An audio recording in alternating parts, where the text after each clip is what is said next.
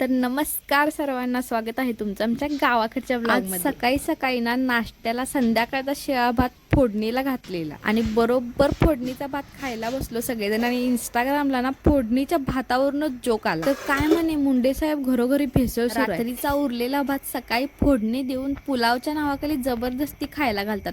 मुंडे साहेब यांच्याकडे पण जरा लक्ष असू द्या। त्यावर बायका एवढा चिडल्या आणि जर बायकांच्या कमेंट तुम्ही पाहिला तर म्हणाल्या मुंडे साहेब पण फोडणीचा भात खातात, ते पण शेंगदाणा टाकून, तुम्ही त्यांना सांगायला जाऊ नका। बाबांनी ना 2 फणस आणलेले, त्यातलं परवा एक कापलेलं आणि आता हे दुसरं खूप चिकट असतं, त्याच्यामुळे हाताला तेल लावूनच त्याचे काप काढतात। काप काढायचं कुणाचं पण काम नव्ह बाबा, त्याला तर खूप जास्त ताकद लागते। आई ना मला सांगत होत्या या फणसाच्या बिया आहेत ना त्यांनी पूर्वी साठवून ठेवत होत्या आणि त्याच्या ना त्यांनी पोळ्या बनवत होत्या, ज्या आपण शेंगदाण्याच्या पोळ्या बनवतो ना तसंच। आज ना भाजी कशाची बनवायची तर भरलं वांग बनवणार होतो।